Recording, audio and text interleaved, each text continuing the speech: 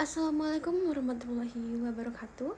Perkenalkan, nama saya Aisyah Qur'ani dengan NIM akhir 245, Fakultas Hukum. Jadi di video kali ini saya akan membuat video tugas dari sistem pemerintahan.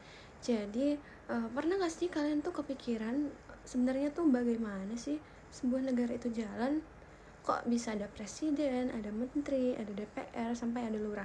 Nah, di video kali ini kita bakal ngobrol santai tentang sistem pemerintahan, biar kalian tuh nggak cuma tahu, tapi paham juga alurnya. Nah, yang bagian pertama, apa itu sistem pemerintahan? Jadi, sistem pemerintahan itu simpel banget. Misalnya gini deh, cara sebuah negara diatur dan dijalankan ibarat sebuah organisasi besar.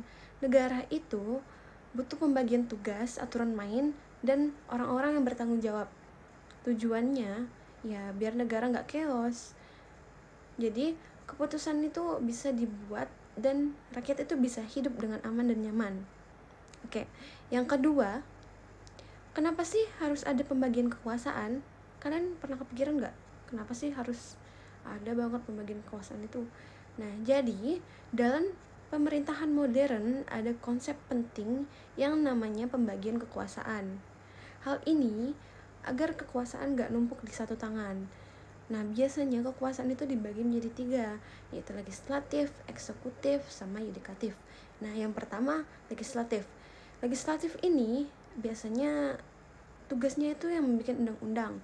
Nah, kalau eksekutif tugasnya yang jalanin undang-undangnya. Kalau yang ketiga yudikatif ini yang mengadili kalau ada sengketa. Kalau misalnya ibaratkan game, legislatif itu pembuat rules, kalau eksekutif pemainnya, kalau yudikatif itu masnya. Jadi semua itu saling ngecek dan saling balance, jadi seimbang. Nah, yang ketiga bentuk pemerintahan atau bentuk sistem pemerintahan yang umumnya ada di dunia. Nah, ada beberapa sistem pemerintahan yang paling sering dipakai itu ada 3. Nah, yang pertama sistem presidensial. Jadi di sistem presidensial ini dipimpin oleh presiden yang jadi kepala negara sekaligus pemerintahan. Contohnya kayak Indonesia sama US. Nah, ciri khasnya presiden ini dipilih rakyat, masa jabatan yang jelas, dan mengangkat menteri. Terus yang kedua ada sistem parlementer. Jadi di sistem ini Perdana Menterinya jadi pemegang kekuasaan pemerintahan, serta kepala negara bisa jadi raja atau presiden simbolis, kayak contohnya di Inggris, Jepang. Nah, pemerintahan ini bisa diganti kalau kalah suara di parlemen. Nah, yang ketiga ada sistem campuran atau semi presidensial. Ada presiden dan perdana menteri yang berbagi kekuasaan, contohnya kayak di Paris. Nah, ibaratkan 2 kapten ini tapi tugasnya dibagi. Nah, terus Indonesia pakai yang mana?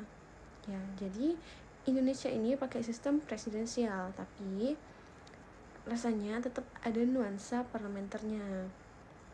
Nah, presiden ini dipilih langsung oleh rakyat, punya masa jabatan 5 tahun, dan punya kewenangan untuk mengangkat menteri.